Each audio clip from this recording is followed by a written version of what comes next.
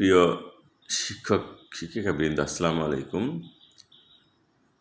আপনারা জানেন যে আমরা গতকাল ৩ জুলাই ২০২৪ সালে সামষ্টিক মূল্যায়নের বিভিন্ন বিষয়ের উপর আমরা পরীক্ষা নিয়েছি এবং বিভিন্ন পরীক্ষা নেওয়ার সময় আমরা যে বিষয়টা লক্ষ্য করেছি যে আমরা একটা পরীক্ষার প্রশ্ন দেখতে পাচ্ছি যে ষান্মাসিক পরীক্ষার মূল্যায়ন, এটা সমাজ বিজ্ঞান নবম শ্রেণী।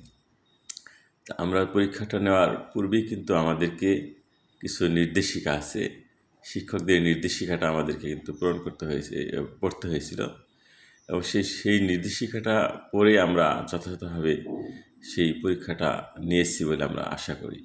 কিন্তু এখন পরীক্ষা নেওয়ার পরবর্তীতে আমাদের কতগুলি কাজ আছে। সেই কাজটা হচ্ছে আমাদের বিশেষ শিক্ষকের কাজটা কী হবে। আমরা দেখতে পাচ্ছি বিশেষ শিক্ষকের কাজ হচ্ছে যে মূল্যায়নের শুরুতে নির্ধারিত সংখ্যক পর্যবেক্ষককে খাতা বা উত্তরপত্র পর্যবেক্ষণ ছক, রেকর্ড ছক, শিক্ষার্থীদের মূল্যায়ন পত্রসহ সংশ্লিষ্ট উপকরণ বুঝিয়ে দিবেন। তো আমরা ইতিমধ্যে বুঝিয়ে দিয়েছি, কিন্তু বুঝিয়ে দেওয়ার আগে আমাদের কিন্তু কয়েকটা ছক পূরণ করতে হয়েছে। অর্থাৎ পর্যবেক্ষক যারা দায়িত্বে ছিলেন তাদেরকে কিন্তু অবশ্যই শিক্ষার্থীদের ওই কাজের যে মূল্যায়নের ছকটা, এটা আমাদেরকে পূরণ করতে হয়েছে। অর্থাৎ মূল্যায়ন ছক 2 আমরা এটা পূরণ করেছি। অর্থাৎ প্রথমে নাম লিখেছি এবং যে কাজটা আমরা করতে দিয়েছিলাম সেই কাজের উপর ভিত্তি করে সে কতটুকু সফলতা অর্জন করতে পেরেছে, চেষ্টা করেছে নাকি আংশিক পেরেছে নাকি সম্পূর্ণ কাজগুলি সম্পাদন হয়েছে। এইভাবে যে আমাদের যে কয়েকটা কাজ ছিল সেই কাজগুলি আমরা সম্পাদন করতে পেরেছি।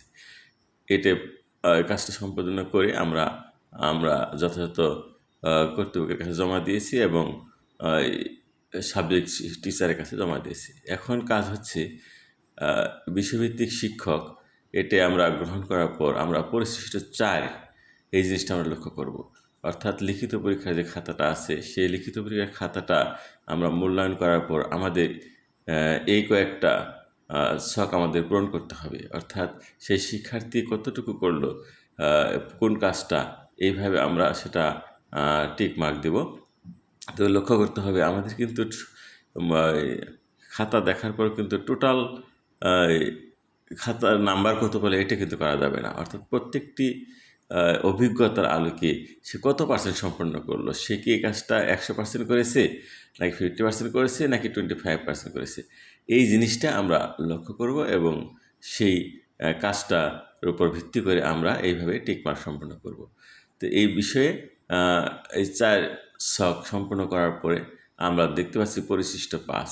এই পরিশিষ্ট 5 এখানেও আমরা শিক্ষার্থীর রোল এবং নাম লিখব।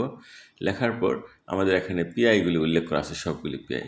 অর্থাৎ আমরা এই পর্যবেক্ষক যে তালিকা আমাদের দিয়েছেন সেটা আমরা এখানে লিখব এবং আমি যে খাতা মূল্যায়ন করে যে আমরা পিআইগুলিতে আমরা কার্য সম্পাদন করতে পেরেছি এখানে এই বাকিগুলি লিখব।